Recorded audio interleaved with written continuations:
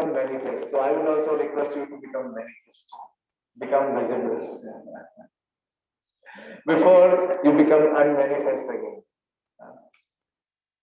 So Dhritarashtra, we learned the important lesson that Dhritarashtra, when he speaks the first verse, when he says that Dharma Kshetra, Kurukshetra Yutsava, Mamaka Pandavascheva, Kimakulvat Sanjaya.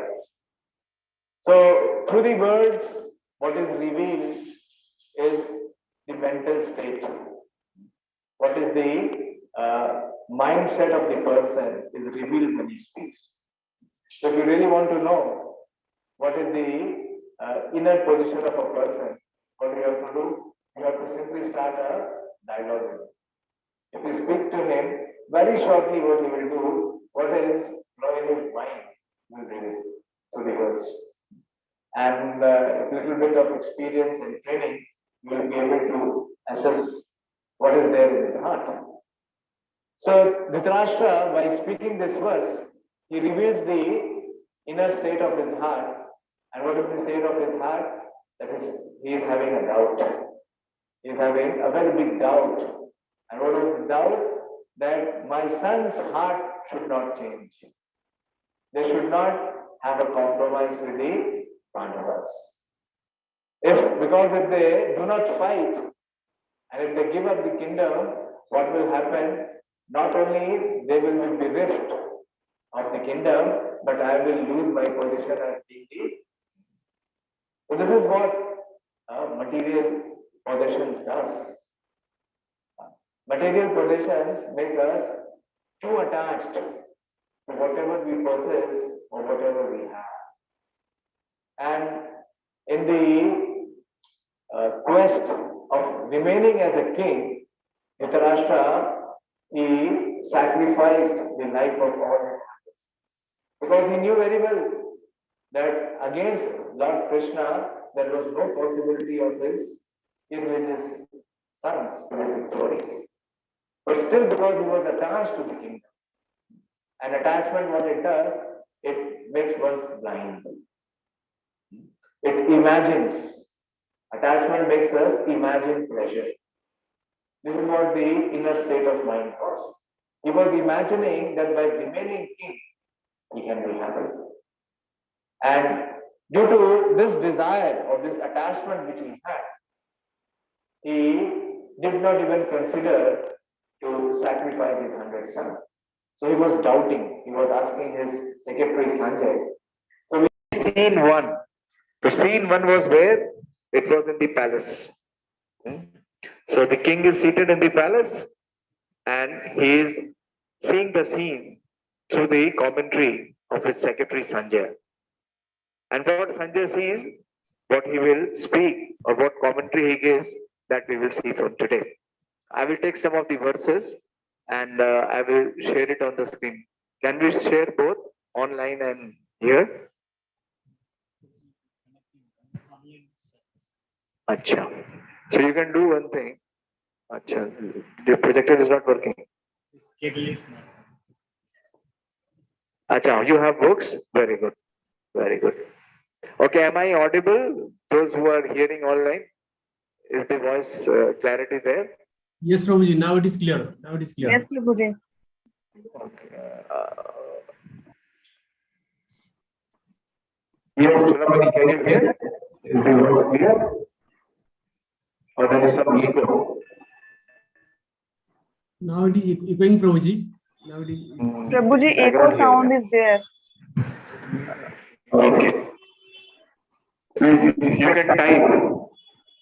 If you can type, then I can know. I hope you are able to hear. Oh, the connection is lost. Prabhu? Let us use a mobile phone. This is too complex. Yeah. Give me that phone. Give it. There is a lot of echo. See what I will do if you allow. I will speak on the mobile phone and it will be audible. There is no need of all this technology. This is making things very complex. Okay.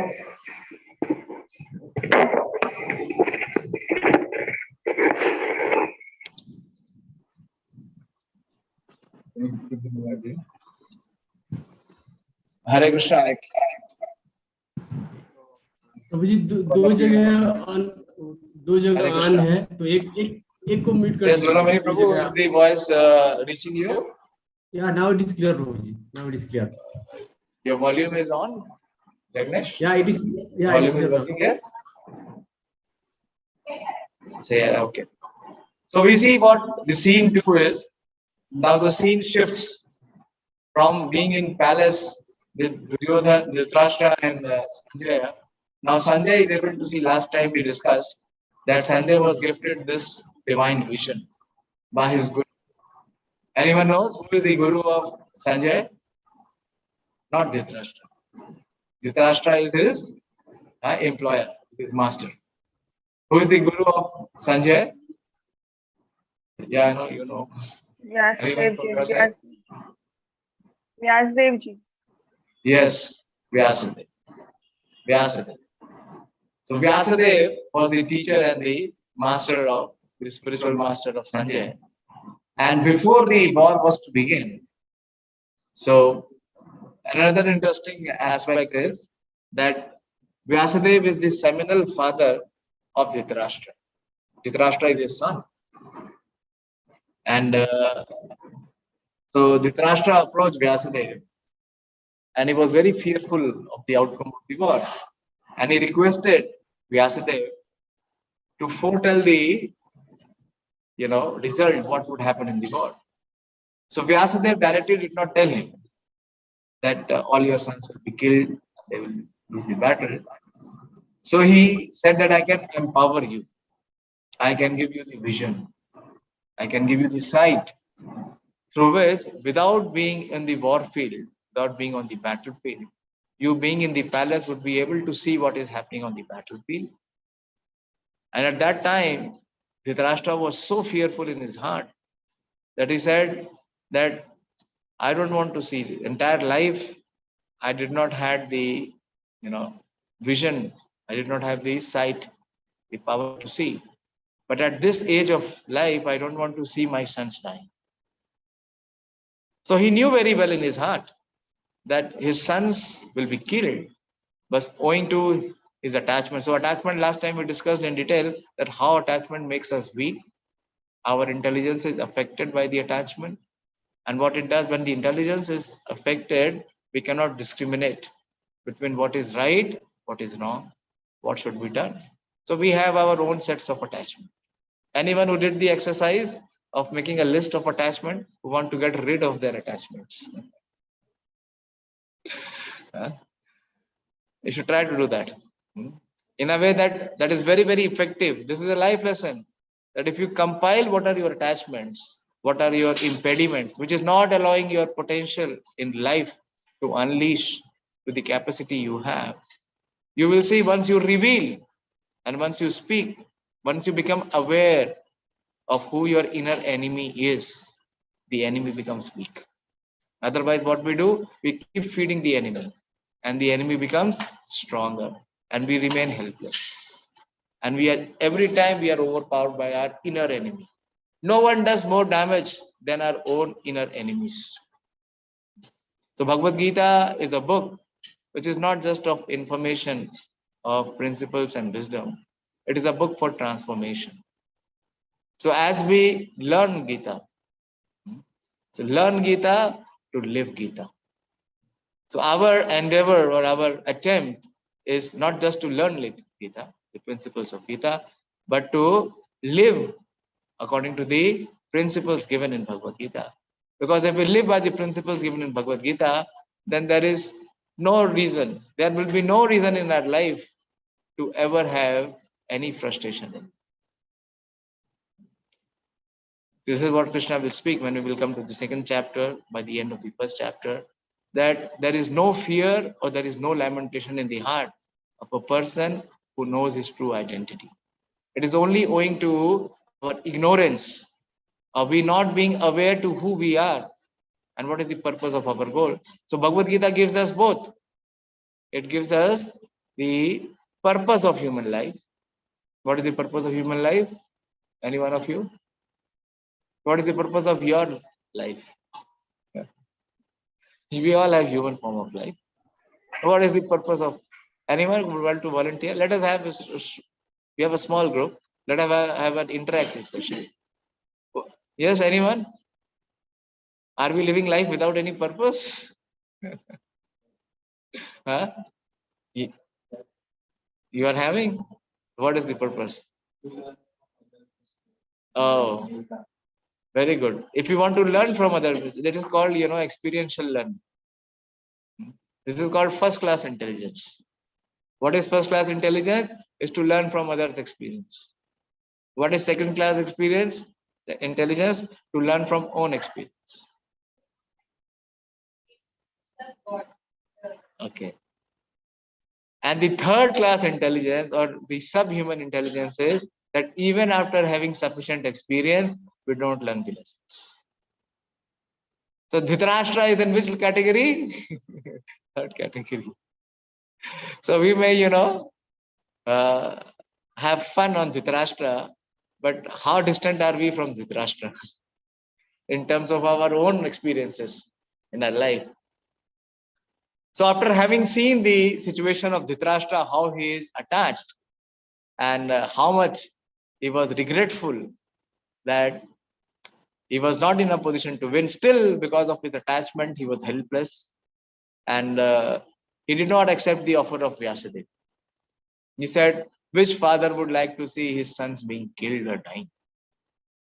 So then Vyasadeva said, okay, in that case, what I will do, I will empower my disciple Sanjay, and Sanjay will narrate to you what are the incidents which are happening on the battlefield of Kurukshetra. So what we see today, this technology, the technology that we are using, that we are speaking here, and one of our students is in China, Pradeep, is watching there. Other so many distant places. So that technology was always there, not through the medium of wired technology, it was wireless. It was through the vision, to the divine vision. Not only Sanjay could see what is happening on the battlefield, who could see in the inner chambers of the heart that what is the position of the person, what he is speaking. So this is very important what Sanjay now sees. So Sanjay speaks, Sanjay says, this is the second verse.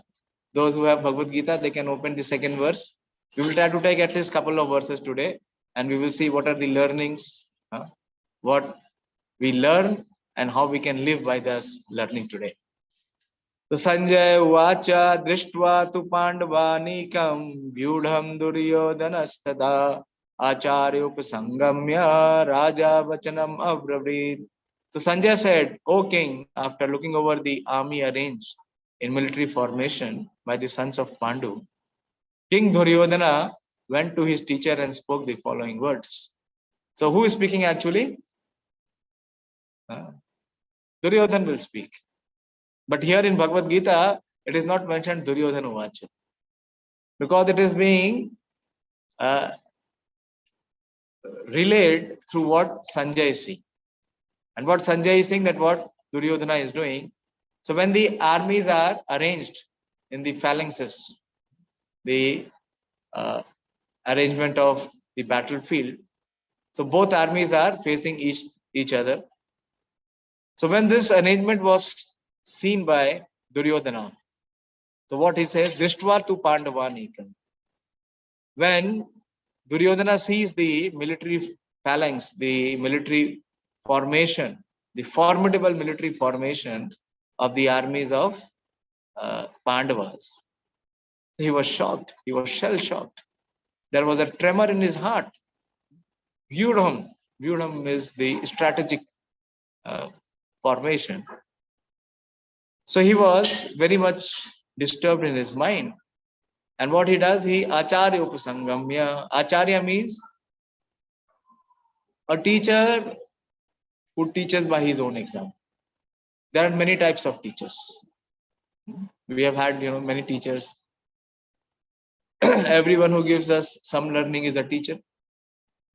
But Acharya is very special. Very rare to get Acharyas. Because Acharya means one who teaches by his own example. As we say, one who walks his talk. So in our parampara, in our lineage, we have Acharyas who does not speak, but who live by what they speak and what they teach. That is very important. So people do not take up the message, or people are not interested very much in knowing the standards. But when they say someone living by that standard, then there is a desire, there is motivation to accept. So Acharya, Dronacharya is not an ordinary teacher, he is an Acharya. He has lived by his very exemplary principle, and we will see what exemplary principle is there in his life. So this king, so in a way to bring some, happiness in the heart of the despondent king, Dhritarashtra, Sanjay is using the word Raja Vachanam Abrati. Whom is he responding to Raja? As Duryodhana. So he's saying, don't worry, Dhritarashtra ji, your kingdom is safe and your kingship is safe because your son is still alive.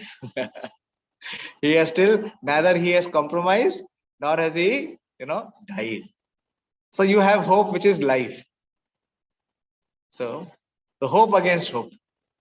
Entire life we see, we continue to struggle and we live in this life anticipating that hum honge kamyab.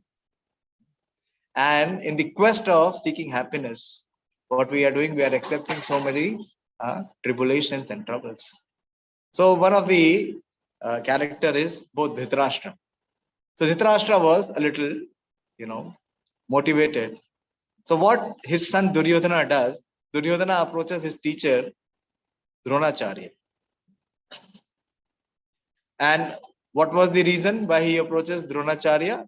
Because he sees the formidable army of the Pandavas. So if Duryodhana is seeing, is Dronacharya not seeing? Of course. Dronacharya is the teacher. His vision is far more. But this is the ploy of a person who wants to get his work done. This is how the approach of a person is who is very obsessed, who is very much, in dire desperation to get his work done at any cost. So what he speaks, this is very interesting. He speaks this verse, which is the third verse. He says, Pashetam Panduputranam Acharyam Mahatim Chamum Vyudham Drupada Putrena Tavashishena Dhimata. Sanskrit is not so difficult. Let me tell you. We are talking about the fear. So one of the greatest fear in my student life was to pass my Sanskrit exam. I studied Sanskrit from 6 to 8 only, 3 years. Any one of you studied? Yeah.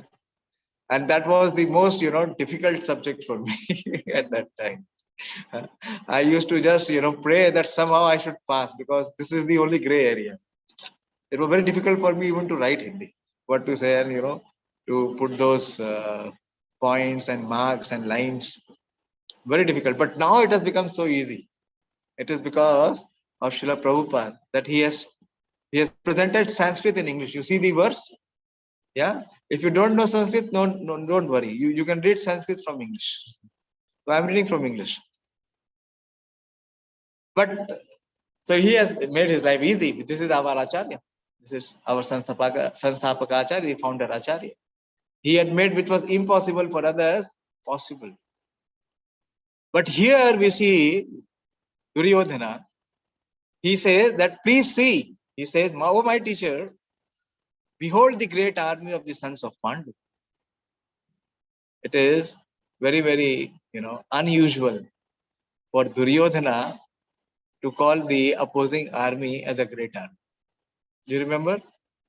Duryodhana and Yudhishthira, when they were students. So once Dronacharya gave them a task, an assignment. What was the assignment? That he told Duryodhana that you please go and search for a person whom you see is a better person than you. Find a person who is better in terms of his morality, his conduct, his dignity, his principles, and you come back with that person. And he told Yudhishthira that you go and find someone whom you see is lower than you, who is not as distinguished as you.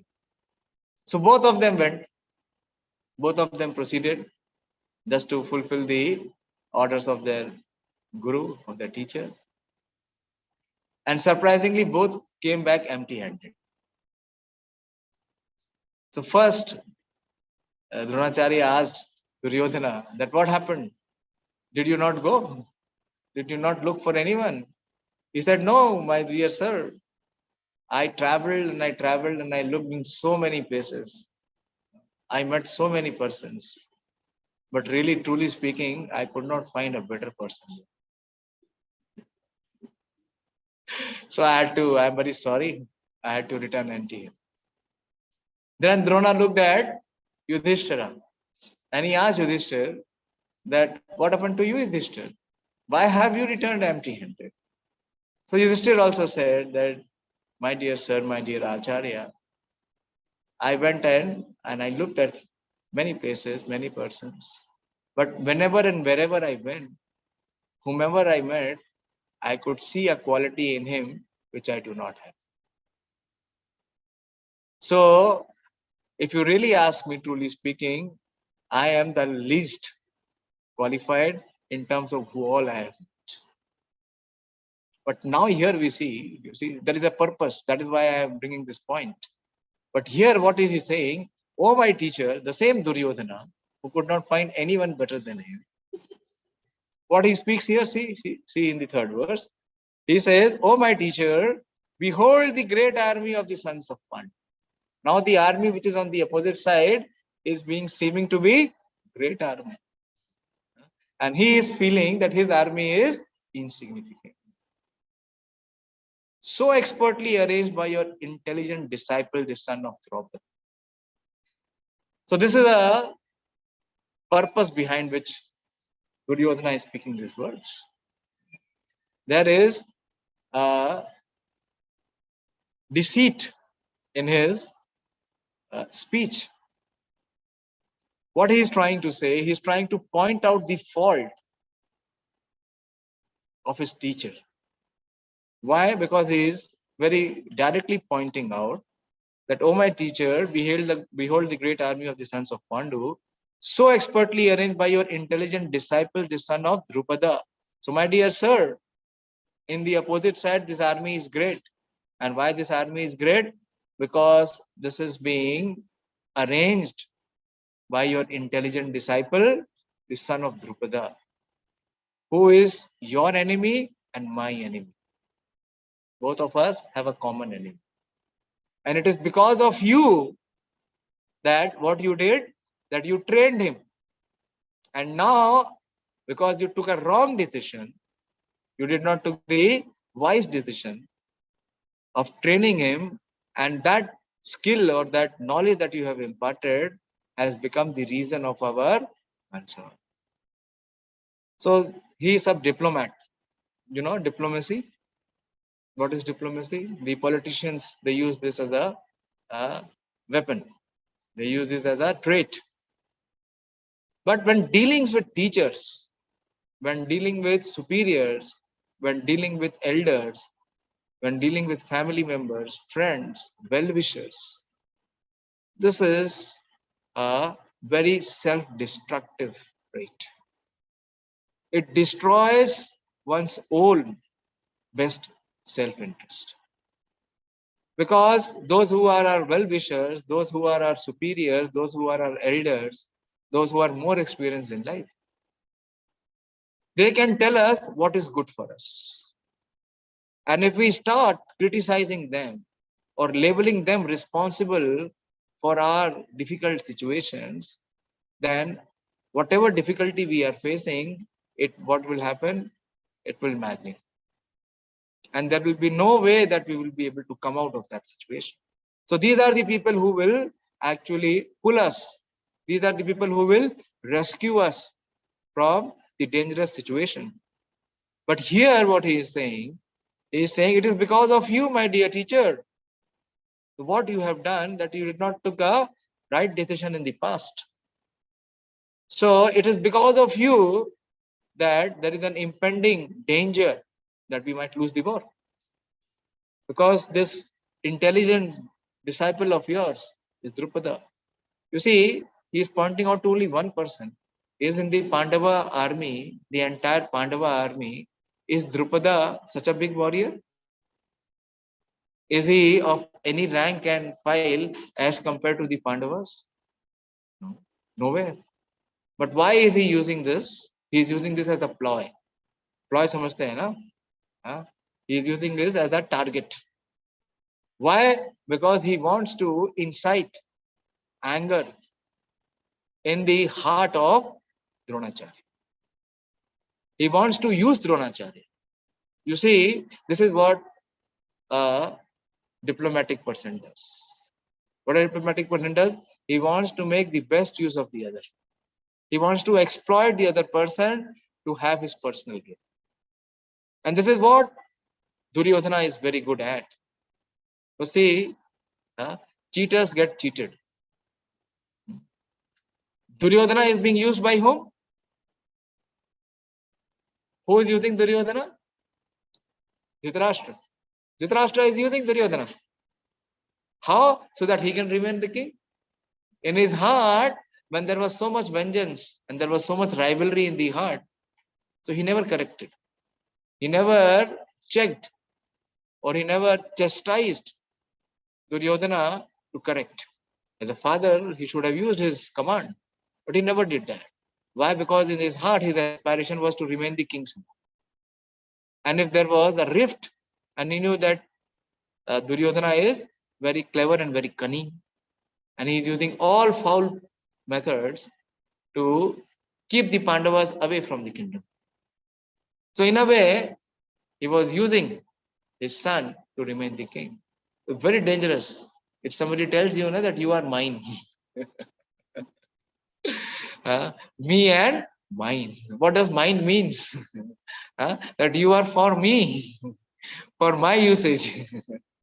I want to utilize you. I want to use you. So here, this is what the inner intent is. So Bhagavad Gita is revealing. So through the words of Duryodhana, what he is saying, he is telling my teacher, in the past you have already committed a big blunder. A disciple going and telling the teacher that you are wrong. What does it represent? It represents insanity. It represents that the student is not at all, he has no culture. Because the first essential culture to receive knowledge is the culture of respect. And when we will come to the second chapter, we will see how much Arjuna, in his heart, he has respect for his guru, for his teacher. Even so much happened in his life, but he will speak in the second chapter. He will say that they are worthy of worship. I cannot even have conflict of words with them. What to speak of shooting arrows towards them. But here, what is Duryodhana doing? He has started to shoot arrows in the heart of Dronacharya by his inflicting words. And he is telling Dronacharya that you have already committed a blunder in the past by accepting a disciple whom you knew could be the cause of your death. So that is an Acharya.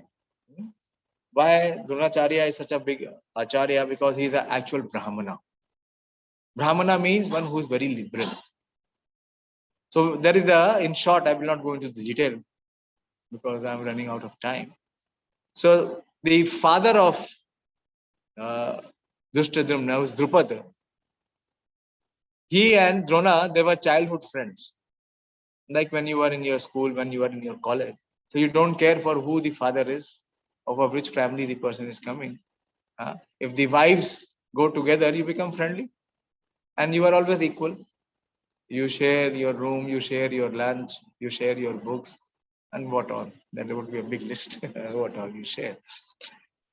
So Drupad, he was the son of a king of Panchal, and he was the only son, a big kingdom. And whereas Dronacharya was the son of Bharadwaj Rishi, a Brahmana. And Brahmana is rich in knowledge, but is not rich in material possessions. Whereas the kings, they are very rich in material possessions, but they lack spiritual knowledge. So they always approach a Brahmana. That is why the previous culture, the Vedic culture, Brahmana meant the head. Now, if the body is there, the head is required. What is the head for? Head is required for intelligence, for being able to give direction. And the Kshatriyas are compared to the arms because they have power. So without hands, one cannot perform any action. So on whose command does the hand work? On the command of the head. And the Vaishyas are compared to the stomach. Because if you don't feed the stomach, your hands and your head both will not work. And the Shudras are compared to the leg. So actually it is not a division of class. What is it? It is the division of the structure. Head cannot perform the work what the legs can do. Can it do? Hand cannot perform the work which the stomach will do. So cooperation is required between all. Then the body works nicely. Then you feel enlivened and enthused and energized to be able to perform any activity. So the Brahmanas are supposed to give direction.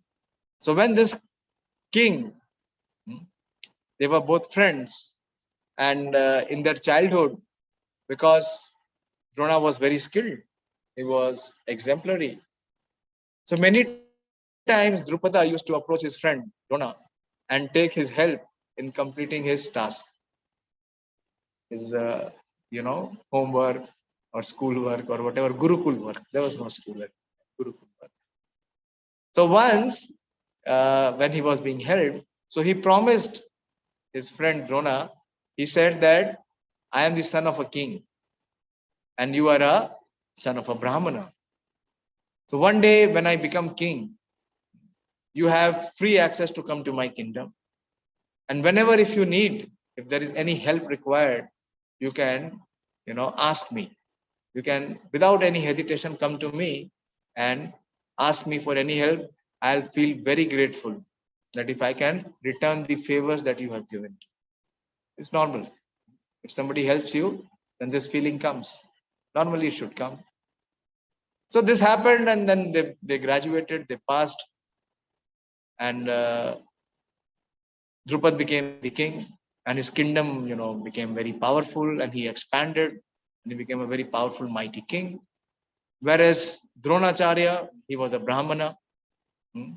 He married the twin sister of Kripacharya, Kripi, and he had a son called Ashwathama. But he remained very, very materially poor. So one day his son was crying for milk, Ashwathama, but his wife could not arrange milk. So that day, Dronacharya decided to go and approach Drupad. So he went to the kingdom of Panchal. He walked long distance. And when he finally reached there, at the gatekeepers, as we come into the IRI, at the gate there are your guards. That lady guard is very, very favorable. She says, Radhe Radhe. But I remember once we had gone for one program. Yeah. So we were in the saffron dress. So one guard did not allow. He said, you cannot enter. Because he was thinking that we have come to ask for some donation or begging. So when this Brahmana, Dronacharya, he went to the palace. So the guards did not allow him. He said, no, you cannot enter. So Dronacharya insisted. He said that you go and tell your king that his childhood friend Drona has come. So anyway, after a lot of persuasion, this message was passed And when Drupad came to know, he allowed Dronacharya to come to his kingdom. And when Dronacharya recalled him of his days, when you pass out, will you ever forget the days? Anyone who has helped you here should not forget. So anyway, Drupad, in his pride of kingdom and in his arrogance, he said that friendship is between equals and there is no equanimity. You are a beggar Brahmin and I am a mighty king. So which friendship are you talking? If you have come to beg, I can give you some cows. And you can take your cows and you can remain satisfied. So Dronacharya felt very humiliated. And he took a vow at that time that for the misdeed that you have done, you will pay. You just see the contrast. There is another king in Dwarka, is Lord Krishna. And he has his childhood friend called Sudama. And when Sudama approaches Krishna, how Krishna reciprocates?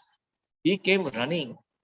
He came running out of his palace, bare feet, to welcome his friend, his childhood friend, who's a Brahmana. And he washed his feet and made him sit on the throne. But here, Drupada, this is what positions can do anytime. It can blind a person. Any material position, any designation, any prime posting, it is all temporary. It was not there before, and it will not there be in the future.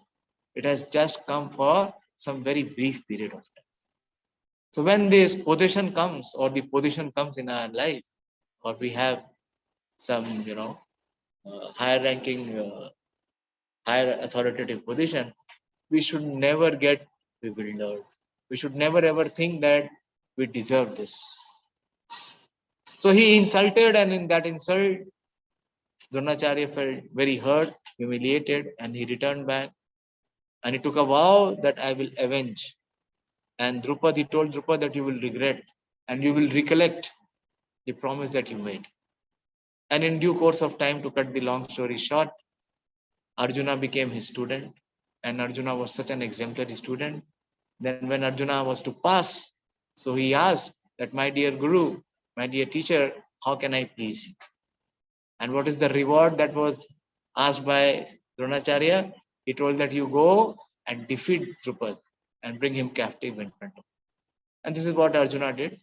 He went and conquered Drupad. He defeated Drupad and he conquered him and dragged him to the feet of Dronacharya. So, but Dronacharya was again a Brahmana. He said that the promise was that you told me that I will give you half kingdom. So I will not accept full kingdom of yours. I will take only half kingdom. I will keep Ashwathama, my son, as the king, and half kingdom belongs to you. So anyway, this was the backdrop. And then Drupad, he felt so humiliated that he performed big sacrifice. And in that sacrifice, two great personalities were born of the sacrifice. One you all know is Panchali, Draupadi. She came from that sacrifice, the austerity which was performed by Drupad. And second was Drishtadumna. Drishtadumna was not born as an ordinary son. He was born of the sacrifice of the yajna. And he was born with the purpose to kill Drona.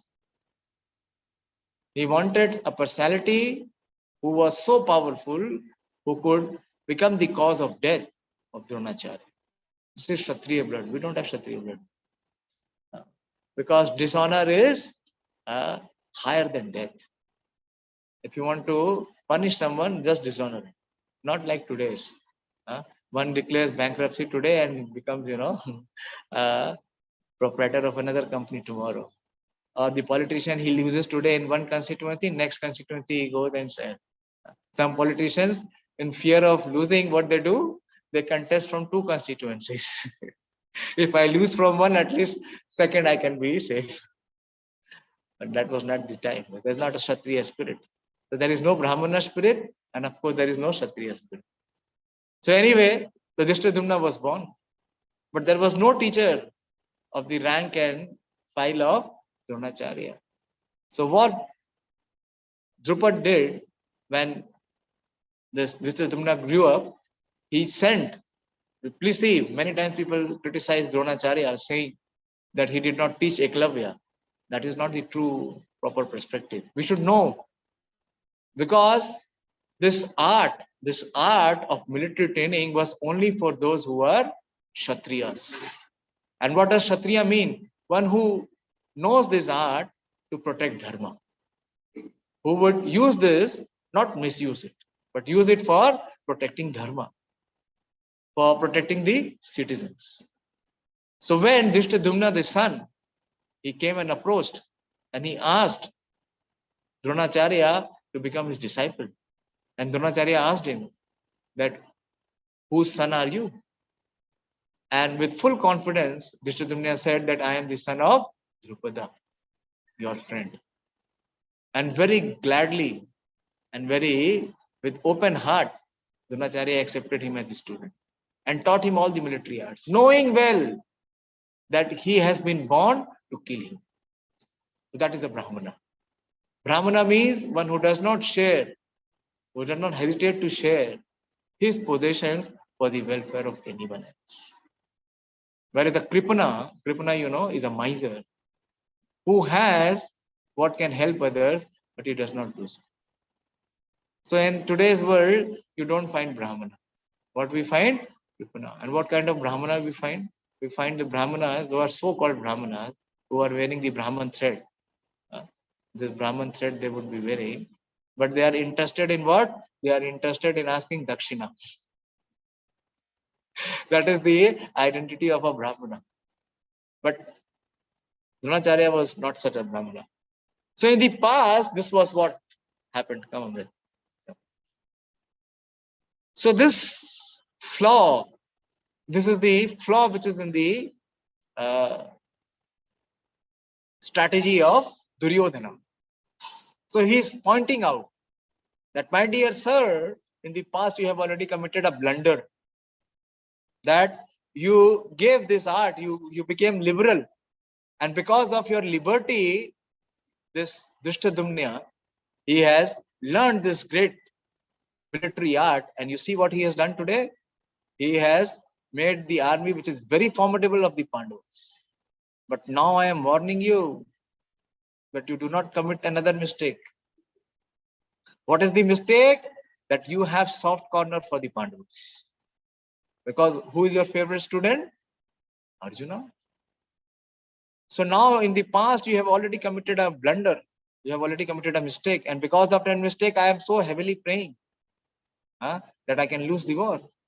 But if you still continue to remain as a Brahmana, what you will do? You will not fight to your caliber, to your potential. And that will become the cause of my defeat.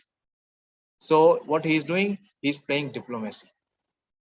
He is not accepting. See, as a student, what he should do? Can I ask you, as a student, if you are faced in such a situation, then what would you do? Let us take a practical, view that your time for your project submission is over. Let's take a practical. And who else is to be responsible other than you? No one else. And when your guide asks, there are so many reasons you put. And what do? You resort to diplomacy. So what would you do? In our experience, what do? We misrepresent. We try to present something which is far away from facts. Do we accept that the fault is on our side? So this is the great learning that Duryodhana, instead of going and telling the teacher straight that, my dear sir, what you and I see is a formidable formation of the army. We were never expecting this kind of strength coming from the Pandavas, because for last 14 years they were out of the kingdom. They were exiled. They had no resource. They were beggars. And how they could assimilate such a big army, formidable opposition? But what he is doing? He's trying to camouflage. He's trying to he's not trying to show his fear, but he's trying to point out the mistake on this guru. Very dangerous. So why I have not been able to do the project? Sir, because of you. Because you did not give time. You did not give opportunities. So in our life, many times we see that we are at fault. Do we see or do we not? We know very well that when we are in difficult situation, when we are pushed against the trying conditions, who is responsible? Who is responsible? Huh? Some of our own decisions that we took. But do we accept? We don't accept. So Bhagavad Gita teaches us. So Duryodhana is, showing disrespect to his teacher. He is diplomatic, he is deceitful, he is duplicitous. Why? Because he wants to use Dronacharya to somehow win the war. So what he's trying? He's trying to instigate Dronacharya. He's trying to instigate the feeling of hatred in the heart of Dronacharya. So that if he knows that if Dronacharya fights to his full caliber, then he can easily win. So what he is doing, he is making Dronacharya become responsible. And he's saying, so now you have made a wrong decision in the past. So now you please hear me and do not take any liberties against your students who are on the opposing side, headed by Dishtadumna. He is pointing out to Dishtadumna, but in actuality, whom is he, indicating towards? Whom is he indicating for? Arjuna. He's saying Arjuna. Because in the opposing side, you have your favorite disciple, Arjuna. So if you continue your Brahminical disposition, what you will do? We will end up losing. And who will be the reason of the defeat that we will have? You are the reason. Then again he manipulates. See how he manipulates. Then he speaks the next verse, the fourth verse. There's a lot we can discuss in detail. But most important lesson is that if we really want to progress in life, we should receive the blessings, not the curse. Because if we are cursed by our well-wishers, by our teachers, by our elders, then that knowledge is of no use. Another example comes in Mahabharata. Can any one of you, cite which example is there? Yes, Karna. He also was deceitful with his teacher. Why? Because when Parshuram asked him that who is your father, what did he say? He is a Brahman. But he was not so. And when he came to know, he cursed him. And he told him, this knowledge that you have received will be of no use for you when you will require it the most. Whereas we see one more instance. Have you heard of the name Satyakam? Satyakam? Yeah. Satyakam was the son of a prostitute. Somehow his mother was entrapped in such a situation. But he was a very sincere boy and he wanted to study. So he went to the Gurukul. And when he went to the Gurukul, the teacher asked him that who is your father? Because at that time teachers were very conscious. Not any education was given to anyone and everyone. It was based, if the head is there, he should be, performing the function of head. He should not be performing the function of legs. So all the four order was according to their qualities and their functions. So the student said, Satyakam said that I do not know who is my father. So the teacher said, you go and ask your mother and come back. So next day he went to his mother and he requested his mother that my teacher is wanting to know who is my father. Unless and until you tell me who the father is, I will not get admittance in the Gurukul. So the mother, she shared the sad story. She said that I do not know actually who your father is. Because of this profession, I had to be with union with many people. So next day, this boy, with full determination, he went back to the teacher and told him the true situation. that, my dear sir, my mother is telling me she does not know who the father is because she is in such a profession. And when the teacher heard this, he said, I will teach you.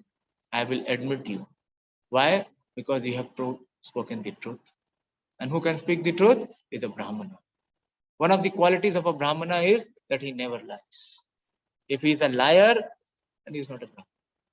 So that is why hardly you can find a Brahmana. On this criteria, you cannot find a Brahmana. Then we will come to the 18th chapter. Krishna will speak on the qualities of a Brahmana. And he tells that one of the foremost quality of a Brahmana is that he speaks the truth. He never speaks lies, or he never manipulates. So this is Satyam.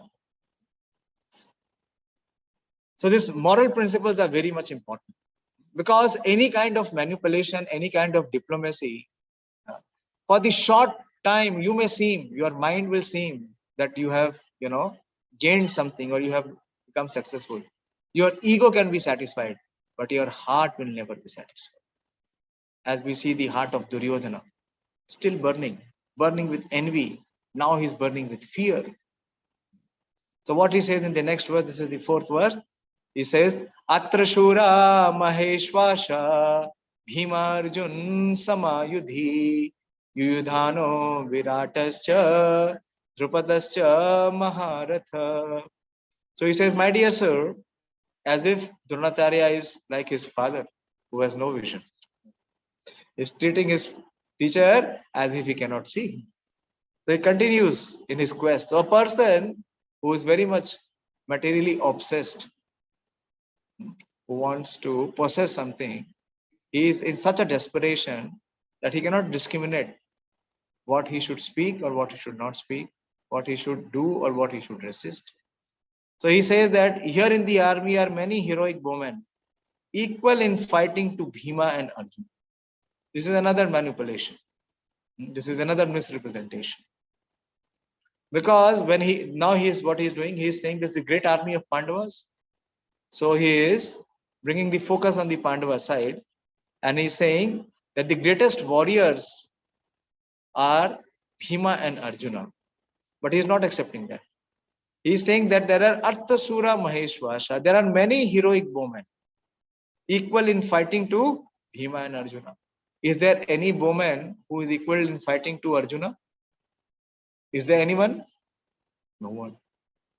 Is there anyone who has the physical strength of what Bhima has?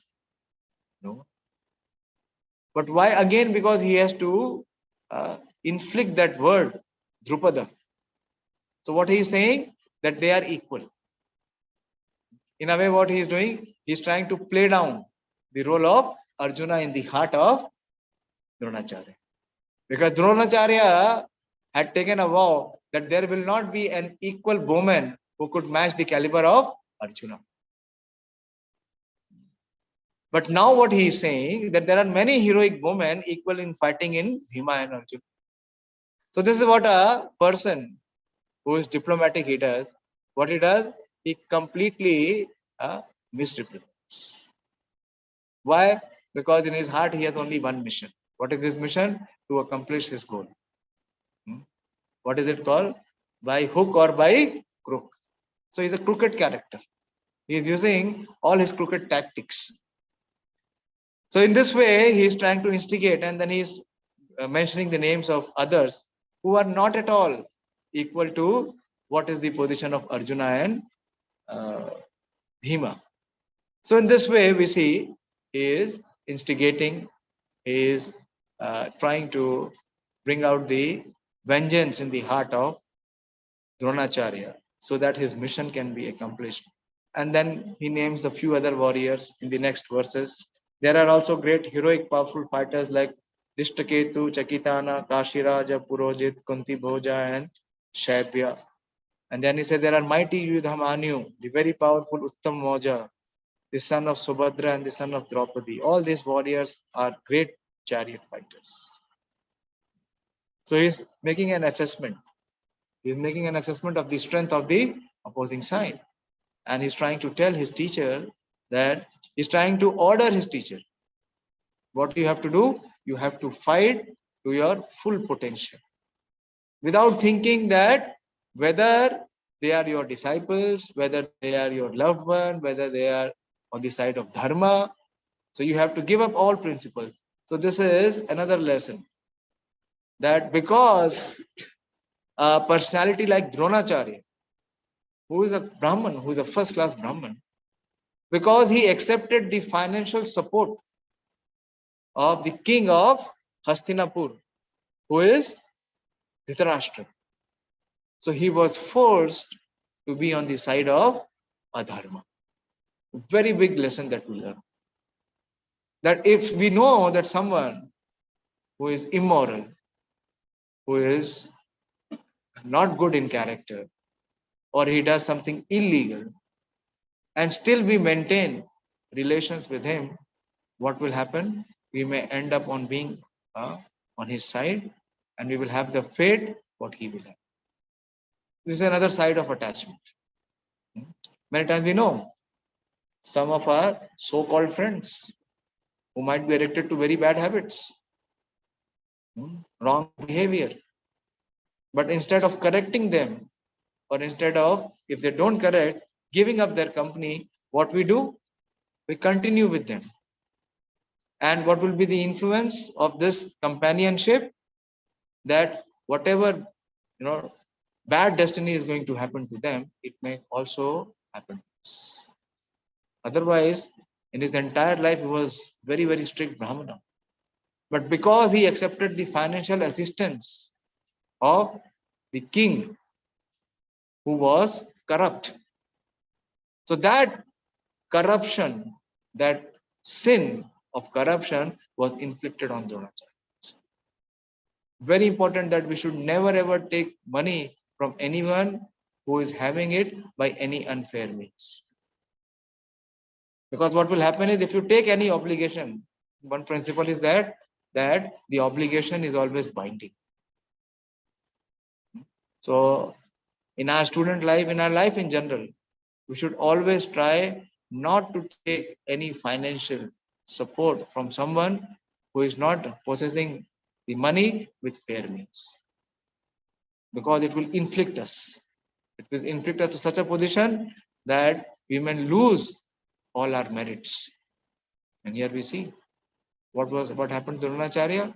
He ended up being on the losing side. He was labeled to be on the side of adharma.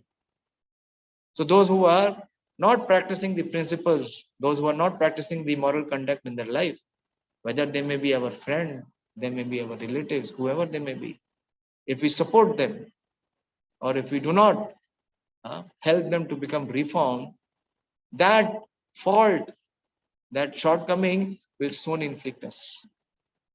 You want to leave? Can we continue till 9? Started around 8. So in this way, he's repeatedly what he's trying to do, Duryodhana. This is what a diplomatic person does. This is what a manipulator does. We all manipulate, isn't it? In our life, many times we manipulate. Someone would like to share one of the experience of manipulation. Have we ever manipulated in life, or never? We are very saintly persons. Holier than thou. Any experience someone would like to share? I will share one. Because this is the human tendency, is to commit mistakes. But the dangerous tendency is that even after committing mistake, we don't accept our mistake. If we accept our mistake and we ask forgiveness, most likely, in all probabilities, we will be reformed. We will not repeat that mistake. You see, many times we take a vow not to repeat the mistake. But what happens? We end up doing the same. Why? Because there is no, resentment in the heart. There is no desire for atonement. So once my spiritual master, he caught me, and he asked me that on one occasion, why you were not there. And I, all of a sudden I couldn't think of. I was caught unaware. I did not expect that in such a big gathering, in so many thousands of people, he will be able to mark that one of his disciples is missing. So I said, Maharaj, I had some services, so I could not go. But then I was deliberating, it was many months back.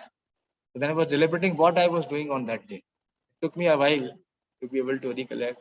So that day I realized that I was very much, overworked. So that day I took rest. I did not do any work. So I had thought that the entire temple is going to that occasion. So now there will be no one to disturb me, so I can take some day rest. So I did not. So when I realized this, then I felt very guilty. And I prayed to the Lord to give me strength to go and confess. So next time when I met him, I offered my obeisances and I said that Maharaj, that day I did not speak the truth. And I could not come. But I said, don't worry, you are doing Krishna's service. So if we ask for forgiveness, if we accept our fault, if we have the feel of guilt, so that is so purifying. That fire of guilt is so purifying that it will atone us, it will reform us. But because we are so stubborn that even after committing mistake and even after knowing our fault, what do? We try to inflict others. In all probation, we will commit a bigger blunder. Just wait for a while. Just wait for a while, we will land up in a bigger mess. So another lesson. So this is Duryodhana is not learning. He is continuing to manipulate on all fronts. He is misrepresenting. So manipulation is a very, very deadly disease. And this we very often use. Do we use or we don't use? No one is speaking. As if there is something, which has never happened in our life. We very much use manipulation, very deadly. If we want to have a real heart-to-heart relation, that is why we see in this today's world, there is no pure relationship. Not even two persons are having good relationships. Very difficult. Why? Because the heart is manipulated. The heart is exploitative. The relationships are being used for one's own personal purposes. Then it will not work.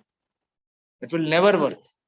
And as we will see, the modern times will progress, this problem will progress. It will intensify, it will magnify. Why? Because everyone is using the other for his own selfish use, for his own selfish purpose. There is no element of trust. Do we see the element of trust in today's relationship? Not even between son and father. What to speak of husband and wife? So where it starts? It starts from our own small, situations in life, where we start manipulating, where we start misrepresenting, where we change the facts or we distort the facts. Why? For some small person. So this will land up in very big problem for us. It will never allow our heart to become. And an impure heart can never have any pure relationship. We will see the relationship between Arjuna and his teachers. Arjuna was very pure. That is why Krishna chose Arjuna to speak Bhagavad, because he was never manipulated. Whatever was the truth, he would speak. So we may seem, it seems externally. Many people come to us, Prabhu ji, आप कहते हैं कि आप सच्चे बन जाओ, सीधे बन जाओ, तो दुनिया वाले तो मार देंगे, जीने नहीं देंगे. No, it is not so. After coming to this devotional path and after practicing bhakti, we are gradually accepting this fact and we are gradually applying it and we are seeing it. You will be appreciated. It will take time because you have to become really clear in your heart that you want to practice this virtue. Because Bhagavad Gita is made to transform the heart. Where is happiness experienced? Not in the head. Happiness is experienced in the heart. So that is why today's world, no one feels happy. His ego may be satisfied for some time, but the heart is always dry because the heart is impure. The heart is polluted. So Duryodhana is representing the polluted heart. And this pollution will never ever, even he was the king. He was having so much of opulence. He was having such an unparalleled position, but he was never happy. He was always having the fearful feeling. He was always feeling insecure. So that insecurity is there because of the heart. The heart is impure. So next time when I come, it is 9:02. If there are any questions, some clarifications from your side or those who are online, you may ask. So we see the reflection of attachment of how Dhritarashtra is using his sons to remain the king. And in turn, what we see, what is Duryodhana trying to do? He's trying to use his teacher to win the war. So these are two of the initial characters shown, depicted in Bhagavad Gita, to give us very important principles and life lessons that in any situation of life, evil cannot win over good. So evil practices, manipulative practices, diplomacy, misrepresentation, it will finally end in embarrassment and defeat. So these practices should never be a part of it. The sooner, the better we dispense them. And it is not easy. Is it easy to give it to them? Give such practices? Is it easy to come out of this situation? Then we need to hear Bhagavad Gita. We need to have a spiritual guide who can take us, who can drive us through these pitfalls and make us reach the happy ending, which is the purpose of life. Okay, I'll stop here. This is exactly 9. From your side, if there is any question, some discussion, we can have it.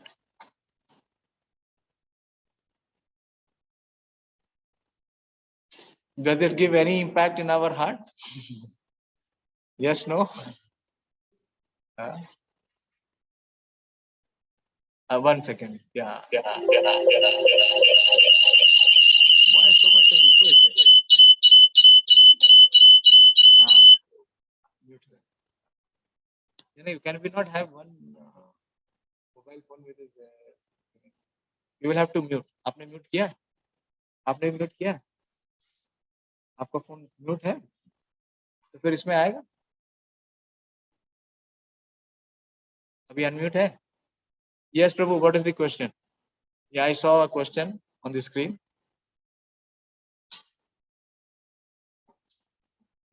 Mamta has a question. Okay, yes, Mamta, go ahead.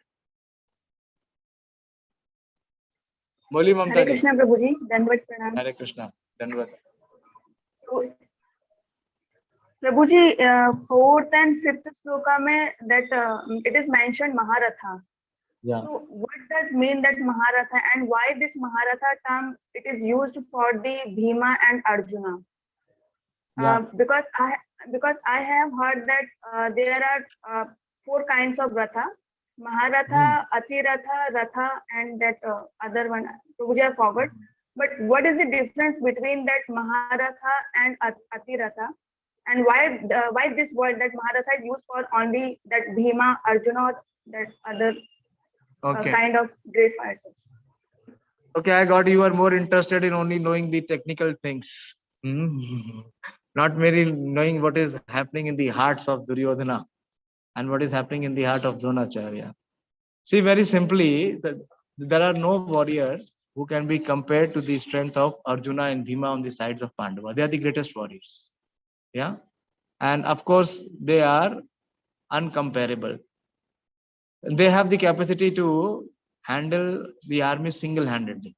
Arjuna, Arjuna could defeat the Kaurava army single-handedly in a Virat war. Previously, it has happened. So the manipulation, which is very important to know, there are many different levels. Maharatha is said to be one who can, fight with 100. Then, Atiratha is said to be one who can find with 1,000. In that way, that, data is there, that terms are there. And people like Arjuna and Bhima, they can fight alone with millions. So there is actually no one who can be compared in the Pandava army as compared to Bhima and Arjuna. So in a way, what you are saying is right. So what he is trying to do, he's pulling down the position of Bhima and Arjuna. He is trying to pull down the position of Bhima and Arjuna, and he's trying to equate others. And what is he's trying to equate whom? He is again using the word Draupadascha Maharatha. And he is naming the person Drupad because Dronacharya has enmity. He has a rift. He has a conflict with Drupad. So to incite the vengeance and the anger in the heart of Dronacharya, he is using this tactics, his diplomacy, his politics. Okay. Okay, there was one text question. Can someone read? Yeah. Question is from Chetanji. How to handle a person feels insecure?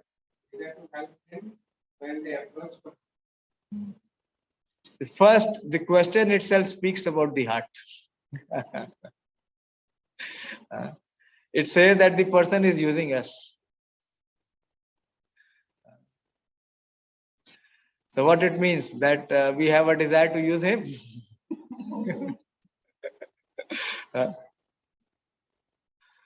It depends on who the person is. If he is your teacher, he is using you. He is using you to become a good student. He is using you to become a good disciple. He is using you to become a good learner. Then you should be used. You are fortunate to be used, because then you will become of some value. You will become of some character. You will become of some potential. Very important, who is using you. That is to be known. But in a sense, who can use it? To the extent we are willing to be used. If someone is using us for our own benefit, then we are very fortunate. But the problem is because our heart is impure. So in today's day, the teacher even does not chastise his student. We went to one school for program, DPS, very famous school. And we were addressing the higher schools, the 11th and 12th class. And the principal was speaking that she was requesting that aap jaise logon ki bahut zarurat hai, that kindly come and speak to our students, because they have lost the culture of respect. There is no culture of respect. Neither do they respect their teachers nor their parents. And if they have association with people like you, there is some possibility that they can, transform. So it depends on who is using us. If we are being used in service of Krishna, then it is glorious. What a glorious position, what a glorious opportunity to be used as an instrument of service. What is life for? What is life meant for? To be of service for others. And if the service is doing good to him and to us, why not? So it depends on what is the purpose for which we are being used. Prabhupada also used his disciples. I met one of Srila Prabhupada's disciples, His Grace Garg Muni Maharaj.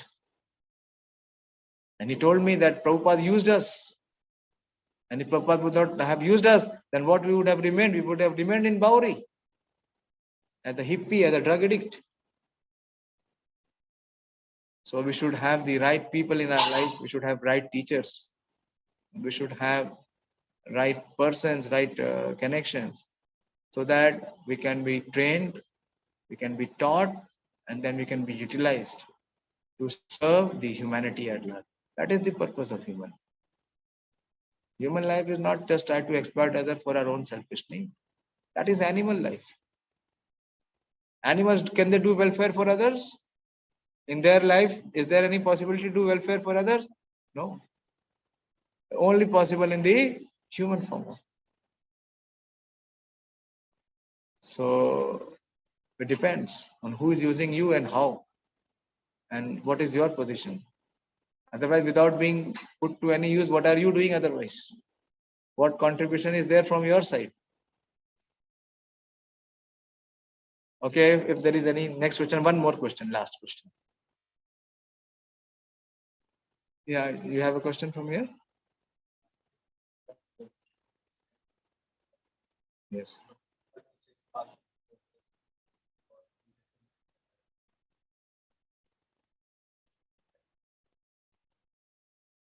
The student has no right to correct the teacher.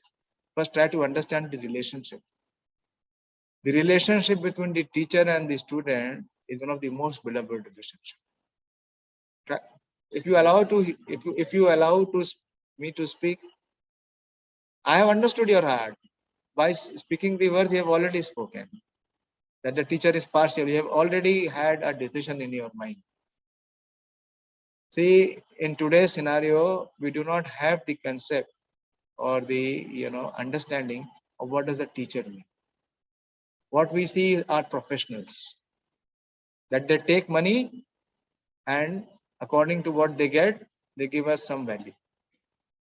So that is a commercial transaction. There is no relationship between a teacher and disciple.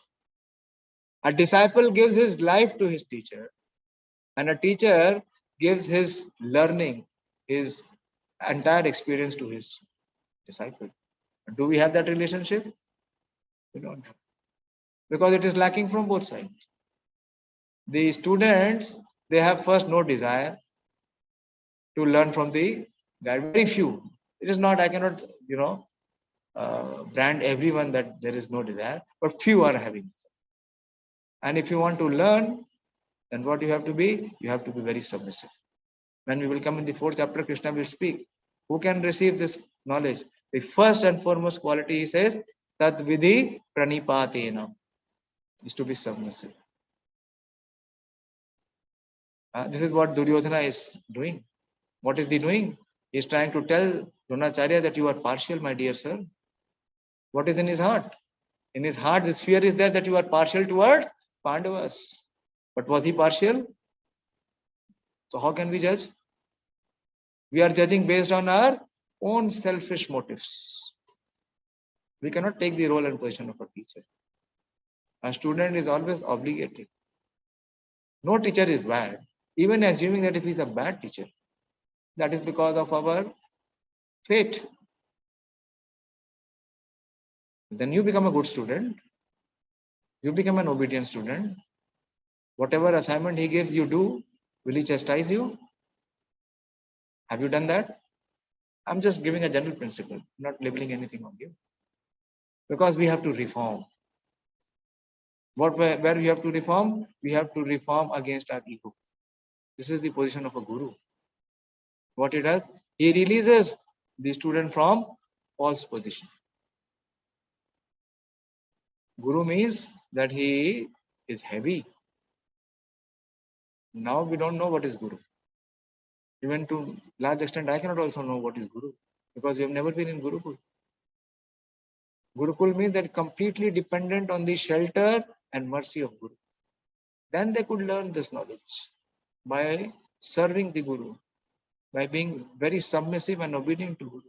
In their life, there used to exist only one person. And who is that one person? Is their Guru. But do we have that in our lives? See, Guru is not meant to please you. Guru is meant to teach you. If he is actually Guru. But today's Guru, they want to see that how much money the student has. They will do coaching. In one class, 10, 20 students will come. Now they do online coaching. Thousands of students are taught.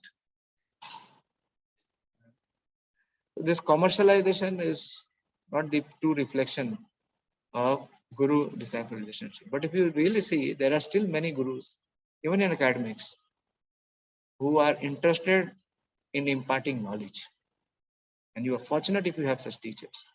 Then you should be very respectful and you should approach the teachers and learn from them. Those who are honest teachers, Those who are not interested in your resources, they will not please you. They will not, pamper you. What they will do? They will correct you. They will chastise you. And then you will say that, I don't like this teacher. This is our misfortune. That is why we see so many years of study, 20, 25 years of study. And what is the value being built after 25 years of education? What is the situation when we face in real life? Depression, heart attacks, or suicides. Why? Because you have not been properly trained. So if you feel, even if you feel that he is partial, you perform your best and try to please him. If you go and give his, given work in time, will he chastise you? You try that. It will work. It will work. But we are not willing to go the hard way. We want that Guru should say, Tathastu. Then he's a nice teacher. Whatever I do, whatever I say, whether I submit or whether I don't, but he should be agreeing to me, willing. That is not a Guru. That is your paid person. Guru is not your paid person. So we have to, that conception has to change. Duryodhana does not have the conception of Guru. What is he thinking? Because he is paying. He's paying, no? His father is paying. So he's thinking that I have bought the Guru. When Srila Prabhupada's Guru, Bhakti Siddhanta Saraswati Thakur, he was giving a class. And there was one very wealthy person who used to give big donations. He was also in that class. And he somehow spoke with the person sitting next. Bhakti Siddhanta Maharaj told him to leave the class. He said, what do you think? You have purchased me? And get lost. If you are not interested to receive knowledge, don't come and disturb others. That is what a Guru is. He is not hesitant in speaking the truth and speaking what is good for you. But the problem with us is we are not able to accept what is good for us. First, we don't have such Guru, and if we find such Guru, we don't care for him. Then we don't, get the benefit. So Guru means who is heavy. Who is heavy. Otherwise, he is not Guru. He is Guru. This is what Shastra says. Tasmat Gurum Prapadyate Jigyastu Shreya Uttamam. Who is fit to be a disciple? Who is willing to know the supreme absolute truth? That inquiry is there. Tasmat Gurum Prapadyate Jigyastu Shreya Uttamam. Whose jigyasa, whose inquiry, whose inquisitiveness to know, to reform, to learn is high. In our heart, how much we have? We just want to complete our thesis. That also we manipulate. Somebody else's data we put in. Somebody else's project we use it.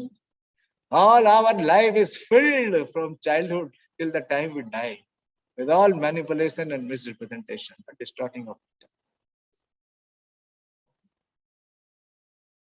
So what we have to do, we have to look into our own heart. So Duryodhana also represents greed, lust, anger, and greed. What Guru has to do? He has to help the disciple come out of this faults. But that is why it requires training. It requires education. To be able to see what is actually good for me, what is really beneficial for me. We are so blinded. We are so blinded with external things, with external positions, that we think everybody is thinking that if I have Dhanam, Janam, Sundari, I can be happy in life. That is what is the goal and mission of my life. That is not so. By the time you realize, age is over, life is gone. And next life you end up being in a more miserable position. So this is the right age, this is the right stage to wake up. That is why we come. So Bhagavad Gita gives up the vision, which was not there with Dhritarashtra and Duryodhana. This vision was there with Arjuna. So through Arjuna, we are receiving this vision, this learning, this teaching. So we can open our eyes and our hearts and see what is actually good for us. and become pure, to pray to Krishna, to become pure, to be able to accept. Very difficult. Very difficult. Because of our misconceptions, because of our obstinate mind, and the deadly cobra inside, which is false ego, does not allow us to accept the truth. Does it allow us to accept the truth? Never allows. So Bhagavad Gita is a book of transformation. You see, the principles will come and our character will be reflected. Every verse is very deep and it gives so much of meaning and message to our life. It is a life lesson. As you were speaking, I heard that also. No? The comment which was there, someone is using us. Everybody else is thinking that I am being exploited. Why? Because he feels that he is not getting the opportunity to exploit others, so I am being exploited. How can I stop that exploitation? Why? Because I am not getting that position to be able to use others. So this is the position of Duryodhana. We will see the position of Arjuna. Okay, so thank you very much.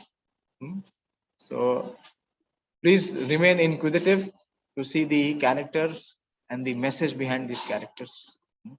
And we will see next how he speaks about Bhishma and Drona. Now, he has done manipulation. He will continue to do manipulation with Bhishma also. That we will see next. He's manipulating everyone. This is what a selfish man does, a self-obsessed man. Whoever he finds, he wants to use him for his own personal self, irrespective of whatever position then, or whatever may be the repercussions. So thank you very much for your attendance and for your attention, for coming. And I hope and I pray that you would continue to receive this message of Bhagavad Gita, which will enlighten all of us. Srimad Bhagavad Gita Yatharup ki jai, Srila Prabhupada ki jai. All glories to the assembled.